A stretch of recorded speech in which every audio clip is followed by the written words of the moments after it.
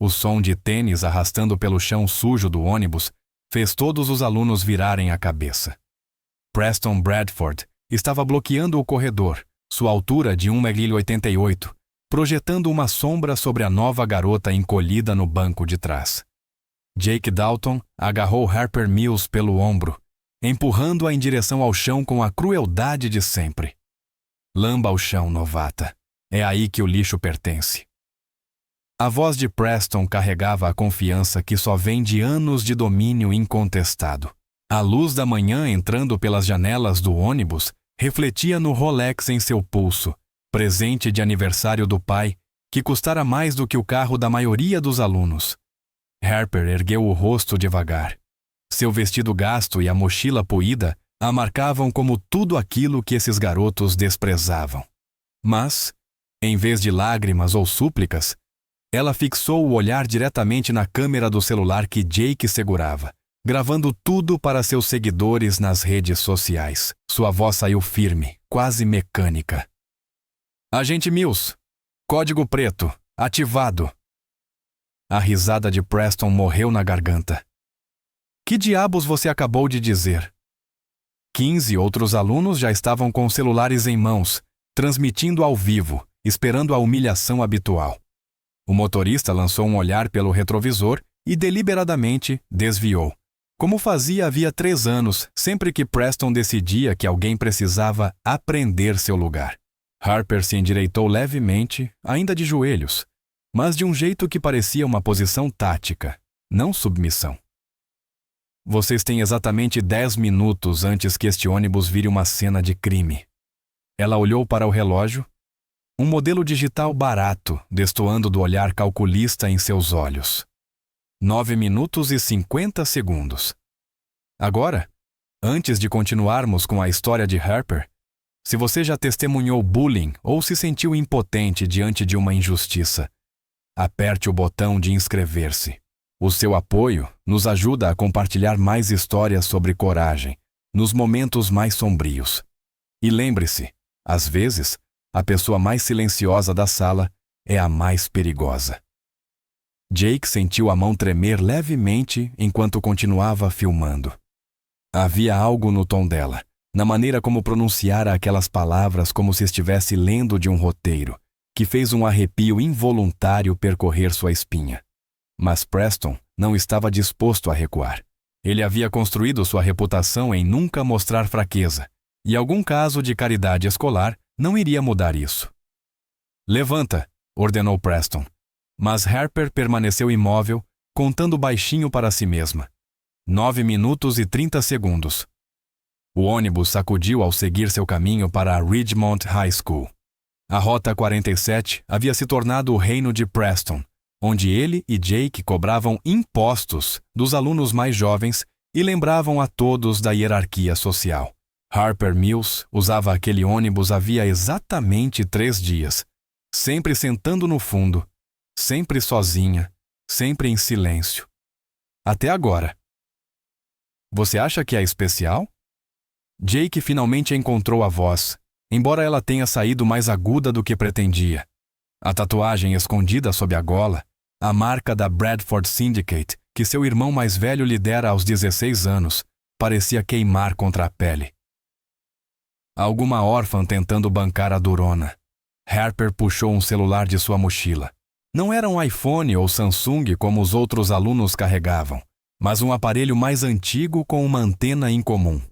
Seus dedos se moveram pela tela em um padrão complexo e o visor exibiu em letras verdes: Canal seguro estabelecido. Ela digitou rapidamente. Pacote exposto. Solicitando extração imediata. GPS habilitado. A resposta veio instantaneamente. Mantenha a posição. Ativos em mobilização. ETI 9 minutos. Preston tentou arrancar o celular da mão dela, mas Harper já havia pressionado algo que fez a tela apagar. Não apenas bloquear, morreu completamente, como se nunca tivesse sido ligada. Me dá esse telefone, exigiu Preston, inclinando-se para a frente, os cabelos cuidadosamente arrumados caindo um pouco fora de lugar. Atrás dele, Jake já rolava o próprio aparelho. procurando informações sobre o alvo. Achei os registros escolares dela, anunciou alto, para todos ouvirem. Harper Mills transferida 6 vezes em 2 anos. Cada transferência. A voz dele se perdeu enquanto lia mais. O quê? Estalou Preston, sem tirar os olhos de Harper. Cada transferência coincide com prisões importantes, rede de tráfico humano em Detroit, distribuição de drogas em Baltimore, contrabando de armas em Phoenix. A confiança de Jake evaporou a cada palavra. Cara, acho que a gente devia... Cala a boca! Cortou Preston, mas gotas de suor já escorriam por sua testa. Deve ser mentira. Alguma poser tentando nos assustar com histórias inventadas. Harper então sorriu. E era o tipo de sorriso que pertencia a uma sala de interrogatório, não ao rosto de uma garota de 17 anos. 8 minutos. Continua cavando, Jake. Talvez você não goste do que vai encontrar sobre o motivo de eu estar realmente aqui. O ônibus parou em um semáforo vermelho e Preston viu sua chance. Ele agarrou a mochila de Harper e a jogou pela janela meio aberta. Papéis se espalharam pelo cruzamento, flutuando como folhas mortas na brisa da manhã. Mas um deles ficou preso na borda da janela e as palavras Programa Federal de Proteção a Testemunhas ficaram visíveis para todos antes de também sumir ao vento. 7 minutos, disse Harper, continuando sua contagem, aparentemente indiferente à perda de seus pertences.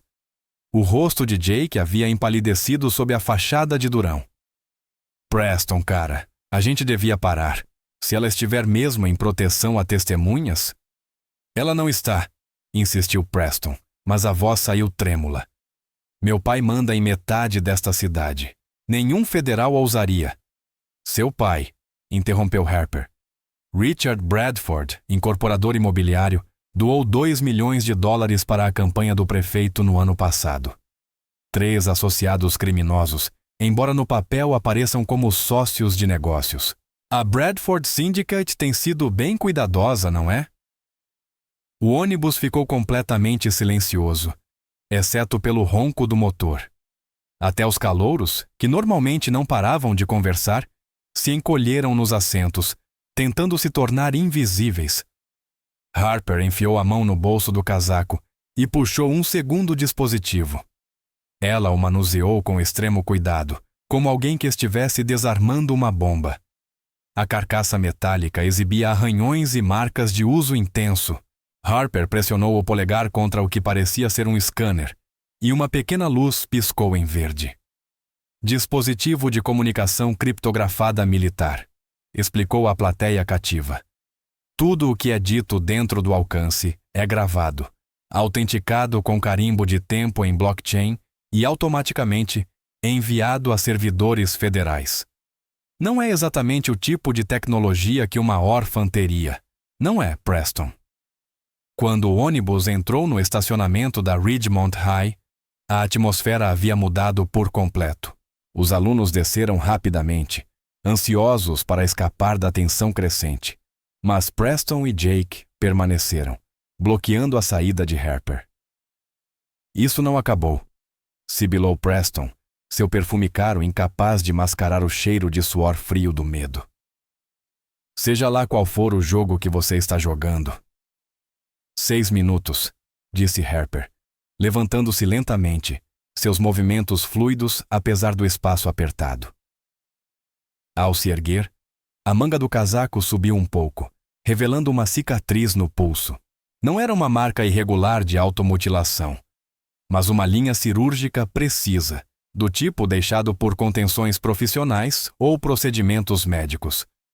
Eles a deixaram passar, mas apenas porque 30 outros alunos estavam assistindo, gravando, esperando. Harper desceu os degraus do ônibus com passos medidos, sem nunca virar completamente as costas para eles. Era o andar de alguém que aprendera a jamais perder uma ameaça de vista. Assim que seus pés tocaram o asfalto, ela discou de memória um número no celular. A conversa foi breve, conduzida em termos que soavam mais como código militar do que bate-papo adolescente. Alvos identificados, Bradford Jr. e Dalton, prosseguindo para a fase 2. Dentro da escola, Harper percorreu os corredores com eficiência treinada. Ela já havia memorizado a planta no primeiro dia. Cada ângulo de câmera, cada ponto cego, cada saída. Do mesmo jeito que memorizara layouts em Detroit, Baltimore e Phoenix. Sua primeira aula era Química Avançada com o Sr. Peterson, um homem nervoso que sempre se assustava quando Preston entrava na sala. Mas naquele dia, Harper chegou primeiro, escolhendo um lugar que lhe dava visão clara das duas portas e mantinha suas costas contra uma parede sólida. 5 minutos depois, Preston e Jake invadiram a sala, apenas para encontrá-la calmamente anotando fórmulas químicas. Fórmulas que, nas combinações certas, poderiam ser extremamente perigosas. Acha que é esperta? Preston bateu a mão na mesa dela. Vários alunos estremeceram, mas Harper nem levantou os olhos do caderno. 4 minutos, disse ela em voz baixa. Jake puxou o celular e mostrou algo para Preston, fazendo os dois recuarem um passo. O departamento de TI acabou de mandar um alerta. Alguém está usando criptografia de nível federal nas dependências da escola. Eles estão rastreando o IP agora. Harper finalmente ergueu os olhos, encarando Preston com uma intensidade que o fez recuar involuntariamente. Você sabia que o escritório do seu pai foi revistado ontem à noite? Ah, claro. Ele não contaria isso. É ruim para a imagem da família. Mas dá uma olhada nas notícias. Canal 9, às 20h43. Menção pequena. Fácil de perder se você não souber o que procurar. O celular de Preston vibrou. Depois o de Jake. E então, os de todos os alunos na sala. A mesma notificação de emergência. Aviso de segurança em Ridgemont High. Autoridades federais no local. Mantenham a calma. 3 minutos, disse Harper, voltando às suas anotações. O Sr. Peterson estava encostado no quadro branco, o rosto tão pálido quanto o giz. Outros estudantes digitavam freneticamente no celular, tentando entender o que estava acontecendo. Mas Harper permanecia uma ilha de calma em meio ao caos, seu lápis deslizando firme sobre a página. Você armou isso contra a gente, acusou Jake, a voz falhando. Eu só fiquei sentada em silêncio no ônibus, corrigiu Harper. Vocês decidiram me atacar. Vocês decidiram filmar. Vocês confessaram sobre a Bradford Syndicate na frente da câmera. Eu simplesmente existi. Pelas janelas da sala, SUVs pretos podiam ser vistos entrando no estacionamento da escola.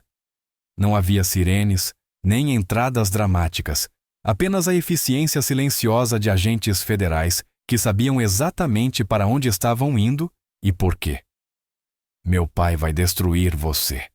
A ameaça de Preston saiu mais desesperada do que intimidadora. Você não sabe com quem está mexendo. Harper fechou o caderno e olhou para ele com algo que quase parecia pena. Seu pai é Richard Bradford. Seu verdadeiro sócio é Antônio Vasquez, procurado em 3 estados. O dinheiro de vocês vem do tráfico, não de drogas, que são arriscadas, mas de pessoas. Adolescentes, especificamente. Fugitivos que não fariam falta a ninguém. Ela se levantou, juntando suas coisas com movimentos sem pressa. Meu pai era o detetive Raymond Mills. Ele passou 3 anos construindo um caso contra a operação da sua família. Eles o mataram em 2019. Fizeram parecer um acidente de carro. Mas ele já tinha me escondido. Já tinha garantido que eu seria protegida. A porta da sala se abriu. Não de forma dramática, apenas o giro calmo da maçaneta. 2 homens de terno escuro entraram, as credenciais visíveis, mas as armas ocultas. Profissionais, limpos, eficientes. Preston Bradford, Jake Dalton, disse o agente líder com uma voz quase amigável. Precisamos que venham conosco. Algumas perguntas sobre um vídeo que foi transmitido ao vivo esta manhã. Harper colocou a mochila no ombro e caminhou em direção à porta. Ao passar por Preston, sussurrou algo que apenas ele pôde ouvir. 2 minutos. É melhor ligar para o seu advogado. O bom, não o amigo da família. Você vai precisar de alguém que realmente entenda a lei federal. Ela já estava no meio do corredor quando os gritos começaram. Não de Preston ou Jake, eles estavam chocados demais para emitir som, mas dos outros alunos que finalmente conferiram as manchetes: grande sindicato do crime desmantelado. Dezenas de presos em operação interestadual. O celular verdadeiro de Harper, não os dispositivos criptografados, vibrou com uma mensagem: fase 2, concluída. Preparar extração. Mas ela ainda não tinha terminado. A Bradford Syndicate ia muito além de 2 adolescentes brincando de gangster. Havia professores na folha de pagamento, administradores que fingiam não ver. Um ecossistema inteiro de corrupção havia contaminado a Ridgemont High. Ela tinha trabalho a fazer. E aproximadamente 1 minuto restante em sua contagem regressiva. A contagem chegou a 0, exatamente quando Harper entrou no laboratório de informática da escola. Ela se moveu com propósito, ignorando o caos que explodia nos corredores à medida que a notícia das prisões se espalhava. Seus dedos voaram sobre o teclado de um terminal desocupado, digitando comandos que ultrapassaram a segurança da escola em questão de segundos. Na tela, surgiu um banco de dados jurídico. Não o mecanismo de busca simples que os alunos usavam para tarefas, mas uma plataforma sofisticada reservada às forças da lei. A interface mostrava conexões entre nomes, registros financeiros e históricos criminais. Cada consulta ativava algoritmos que mapeavam relações, sinalizavam transações suspeitas e previam cúmplices prováveis. Harper navegava como um pianista tocando uma melodia familiar, abrindo arquivo após arquivo sobre a rede da Bradford Syndicate. Richard Bradford, Antônio Vasquez, Maria Chen, Donald Morrison, murmurava, enquanto a teia de conexões se expandia. Linhas vermelhas ligavam os nomes a Ridgemont High, não apenas através de Preston, mas também de 3 professores, 2 administradores e até mesmo o chefe de segurança do campus. A porta se abriu com violência. O treinador Williams surgiu no batente, o rosto ruborizado mais de raiva do que de esforço.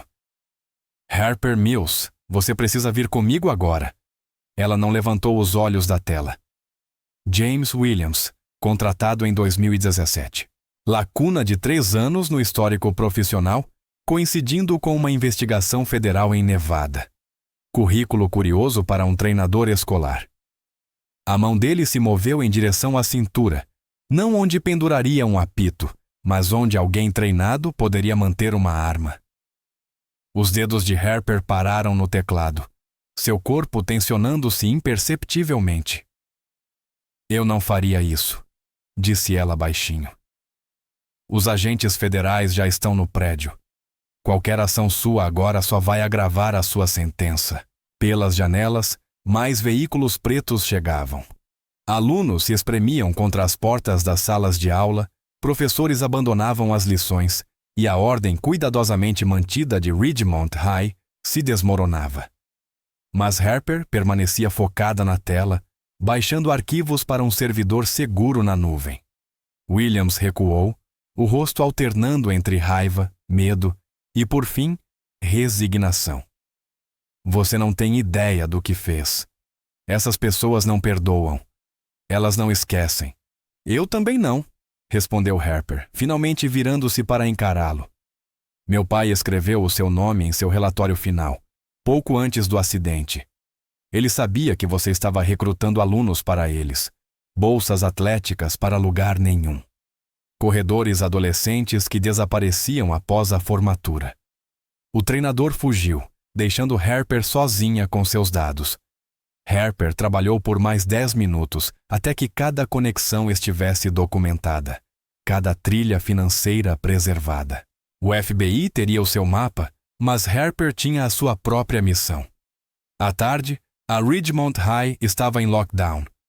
Pais lotavam o estacionamento, vans de imprensa alinhavam a rua e a foto da prisão de Preston Bradford já havia se tornado viral. Mas Harper permanecia calma, sentada no gabinete do diretor, respondendo às perguntas da agente Sarah Chen. Não havia relação com Maria Chen, da Syndicate, apesar do sobrenome em comum. Você ultrapassou os parâmetros, disse a agente Chen, embora o tom soasse mais como admiração do que como crítica. O plano era apenas observação.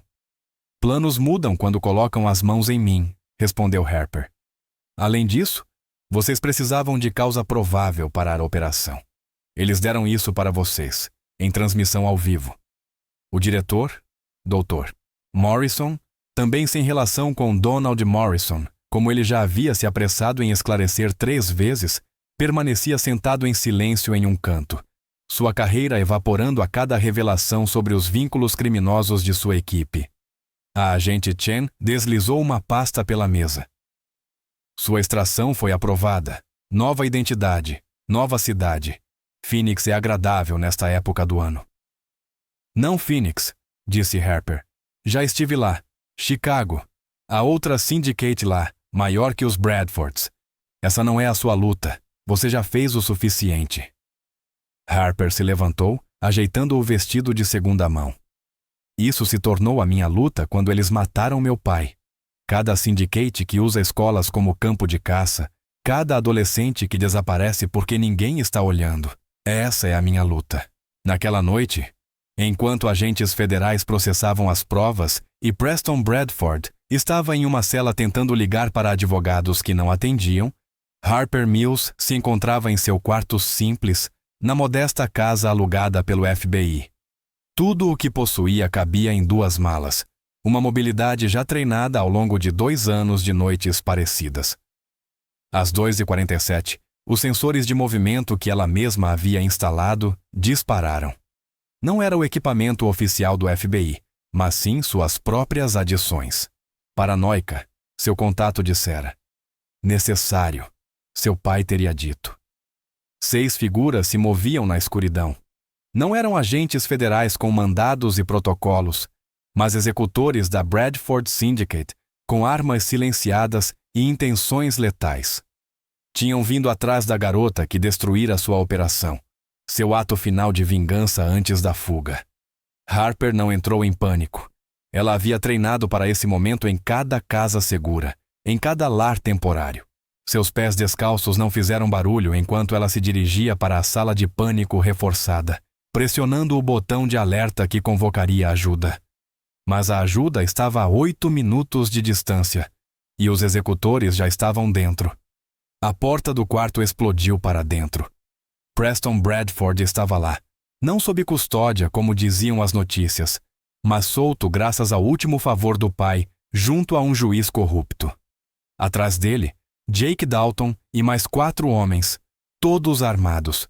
A proteção federal acaba quando você está morto, rosnou Preston, apontando uma pistola para ela. Harper levantou lentamente as mãos. Bem-vindos à teia.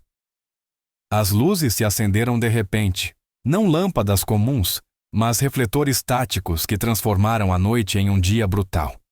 Cada canto do quarto estava coberto por câmeras, suas luzes vermelhas piscando em uníssono.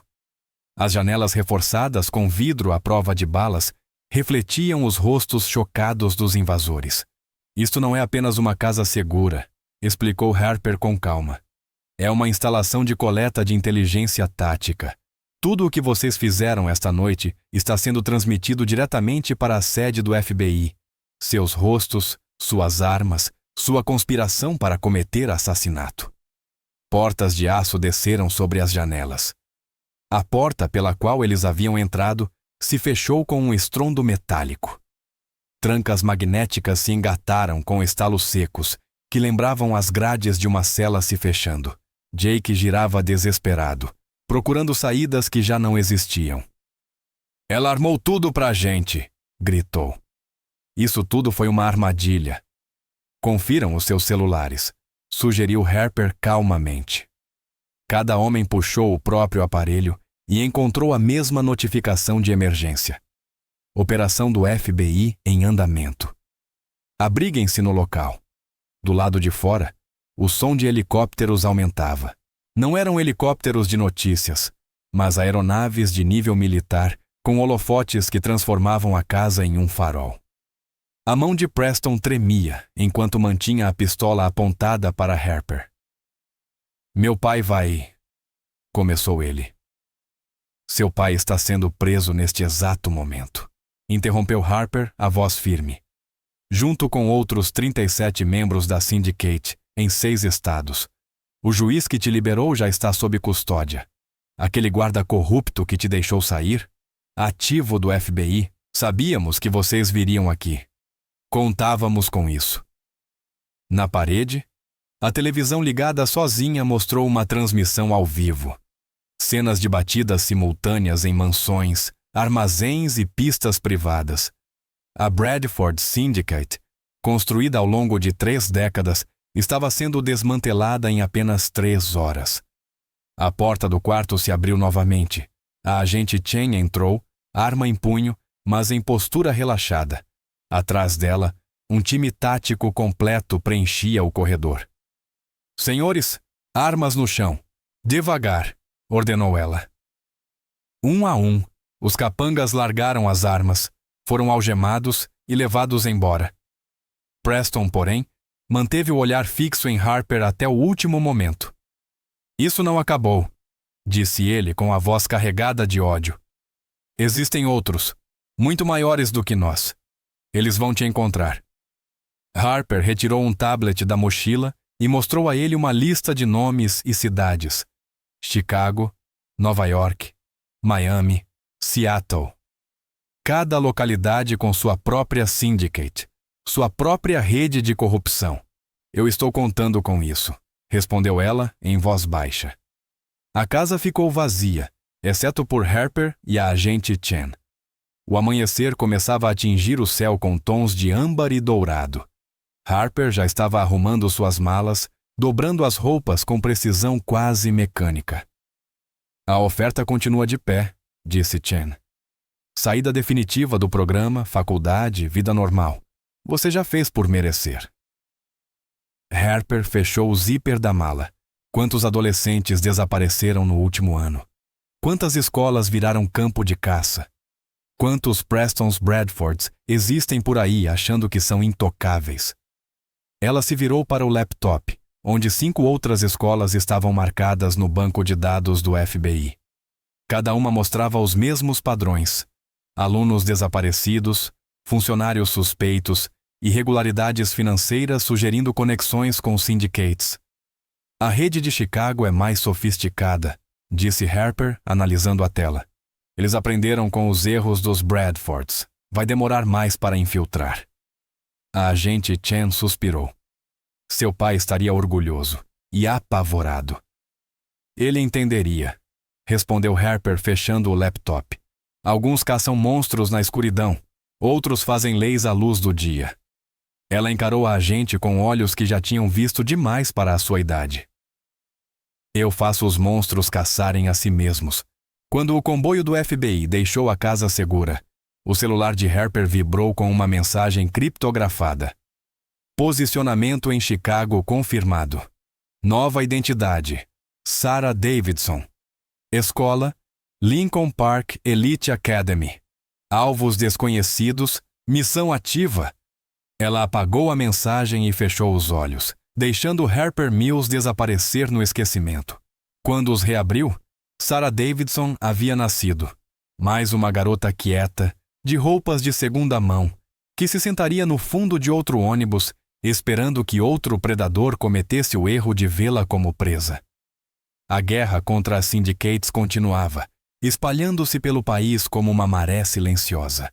Cada vitória em uma cidade enviava ondas pelas redes subterrâneas, forçando-as a se adaptar, esconder-se mais fundo, tornar-se mais astutas.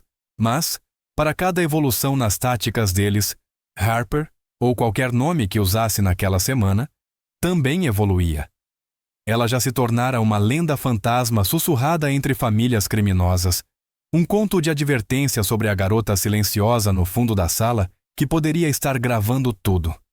Escola por escola, ela desmantelava sistemas de recrutamento, rede por rede, mapeava conexões, documentava crimes e esperava que eles mesmos se revelassem. Vitória por vitória, ela honrava a memória do pai e protegia adolescentes que nunca saberiam seu nome. Em algum lugar de Chicago, no Lincoln Park Elite Academy, outro Preston Bradford reinava. Chamavam-no Alexander Vance, filho de um magnata do transporte cujos contêineres carregavam mais do que eletrônicos. Ele já havia notado a nova garota, Sarah Davidson, com suas roupas de brechó e olhos baixos. Parecia presa fácil, alguém que não reagiria, alguém que poderia desaparecer sem que ninguém notasse. Ele não fazia ideia de que acabara de se marcar. Alguns caçam monstros. Ela faz os monstros caçarem a si mesmos.